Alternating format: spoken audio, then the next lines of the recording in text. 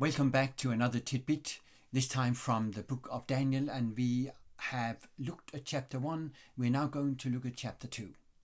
Chapter 2 contains one of the most fascinating stories in all of the Old Testament, and it's a long chapter, and I will divide the presentation into two. For the first presentation, I will look primarily at the literary and theological perspectives.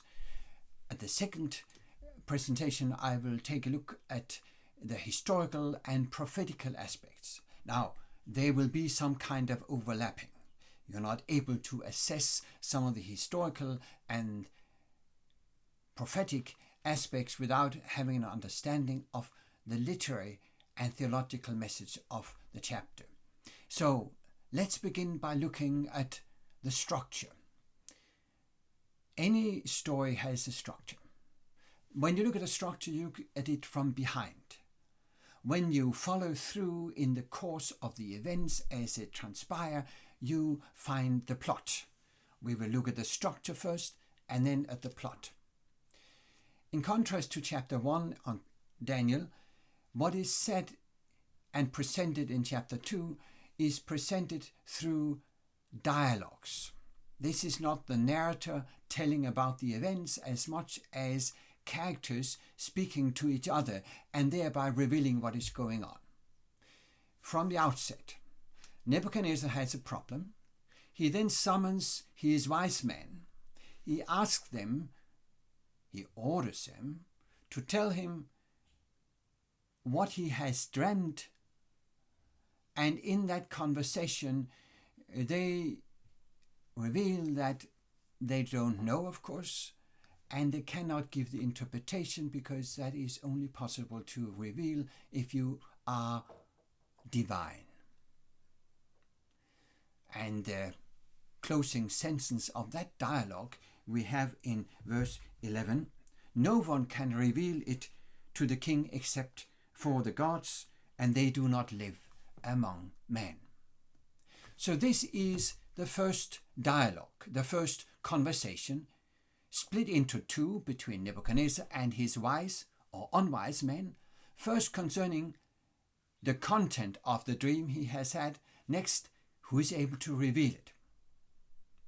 Then you have an interlude where Nebuchadnezzar, through Arioch, tries to or decides to issue a death decree and execute all wise men at his court. Daniel, however, when he hears about it, goes to Arioch, asks why it is so urgent. Now, some translations in verse 15, I think, say so harsh, but I think the point is urgency. And Daniel succeeds, through Arioch, to postpone the death decree. And then we have another dialogue from verse 17 to verse 23. This is a dialogue between Daniel and friends and God. First, they petition God for mercy. Next, God answers in verse 19. It is said, during the night, the mystery was revealed to Daniel in a vision. This is a passive, typically labeled often a divine passive, indicating it is God who reveals this to Daniel.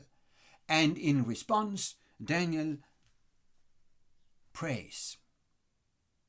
And the prayer he is sending up to God is a prayer of thanksgiving. So you have a dialogue, petition, revelation from God, and praise or thanks to God. Humans speaking to God, and in the middle, in the center, God speaking to Daniel.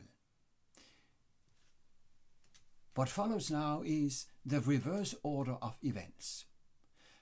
Just like Daniel had postponed through Arioch the death decree or the execution of the death decree, he now moves through Arioch to the king, and the death decree is cancelled. Next, Daniel, as a wise man, has his dialogue with Nebuchadnezzar. replacing the unwise men of Babylon. And first, he speaks about who is able to reveal the dream, and next, from verse 31 and onwards, he speaks about the content. And in the end, Nebuchadnezzar's response to the revelation is disclosed. So if you take the chapter, it is structured like a reverse parallel, let's say a sandwich. You clash it together. In the beginning and the end, you have the emotional response by Nebuchadnezzar to the dream and to its interpretation. Then you have his dialogue with the wise men of Babylon and with the wise men of God, Daniel. You have an issue of the content of the dream, and you have the interpretation of the dream. Then you move further into the center, and you have, through Ayok, Daniel's postponement of the death decree and his cancellation through his interaction with the king. In the center, you have the divine revelation in the midst of prayers, the communication between humans and God. The center of it all is a sentence already quoted from Daniel 2:19.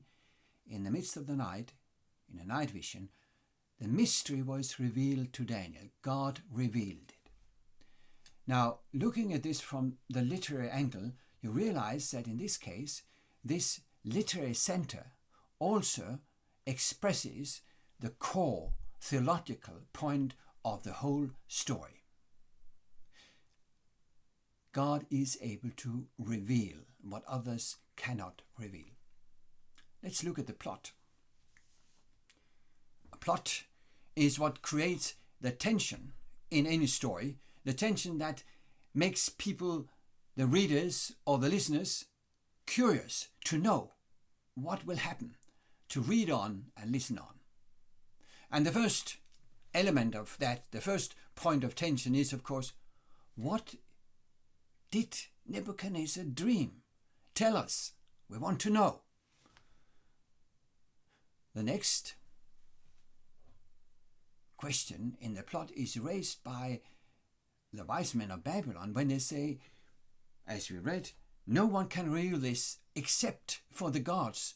They do not live among mortals. So the answer is there really no God who will reveal, who is able to come down and tell us?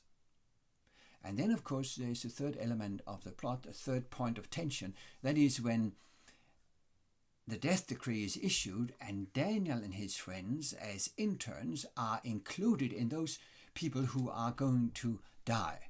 That makes the issue personal and existential even to the readers, because we, of course, identify with Daniel and his friends. These three elements of the plot, these three questions of tension, are then solved as we move on. We realize that Daniel has a God who is able to reveal. God is revealing.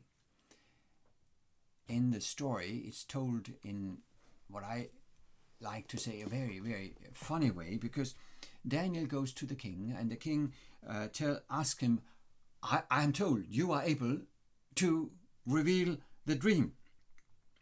And then Daniel, in verse 27, replies, no man, wise man, enchanter, magician, or diviner, can explain to the king the mystery he has asked about. I imagine Daniel making a small pause and the people gasping in shock, because he says, no, I can't. But then he adds, but there is a God in heaven. So that's the solving of that plot. Next, of course, the content of the dream is revealed, what we have been waiting for, and its interpretation that takes the latter part of the story, and we'll return to that in our second presentation on Daniel 2 when we look at the prophetic part. And in the end, it goes well for Daniel and his friends. They are elevated in the hierarchy of the royal court. So, this is a very well-structured narrative. It is structured, its plot is connected closely with this structure. There is a theological message, and the way it is told makes great sense. Let me add one other detail. Sometimes you will find critical scholars who will say that, there's a contradiction between the two ways Daniel gets into the royal court, that is, into the audience of the king. Is it through Arioch or not? And we will just have to say that every reader of the time would take for granted that he would follow normal procedure. But the point is that in the first presentation of Arioch, the emphasis is on the urgency. As soon as we are told that the secret is revealed to Daniel, there is a postponement, a drawing out of the story, keeping us in the story, looking forward in excitement to the revelation of the secret, but it now draws out. This is a story in itself, but a few words about its role in the context of the book as a whole. Naturally, chapter 2 follows chapter 1. No surprise. But the three main themes of chapter 1, that is the three examples of God's actions, activities in chapter 1, are repeated exactly in chapter 2 in the most central part of the book. That is the dialogue and the prayers, the dialogue between God and human beings. Remember, God was the one who gave. He gave power to kings, in Daniel 1:2. He gave wisdom to wise men, Daniel 1:17. And he gave mercy, rachamim, in personal relationships to Daniel in chapter 1:9. These three ways of giving are highlighted in chapter 2. Listen to the words of the prayer Daniel is giving thanks to God by in verses 20 to 23 in chapter 2. Praise be to the name of God forever and ever. Wisdom and power are his. He changes times and seasons. He sets up kings and deposes them. He gives wisdom to the wise and knowledge to the discerning. In other words, power to the kings come from God. Wisdom to the wise men has its source in God. What about the third element, giving power and wisdom? What about giving personal favor or mercy? This is exactly what Daniel and his friends have been praying for. In verse 17 and 18, it's told, Daniel returned to his house and explained the matter to his friends. He urged them to plead for mercy from the God of heaven. And the term for mercy here is in Aramaic the word rachamim, closely related. It's just the ending that is different, the plural ending, closely related to rachamim, the mercy that God is giving in Daniel 1:9. So the basic themes of chapter 1 are now, by expansion, included and continued in the narrative in chapter 2.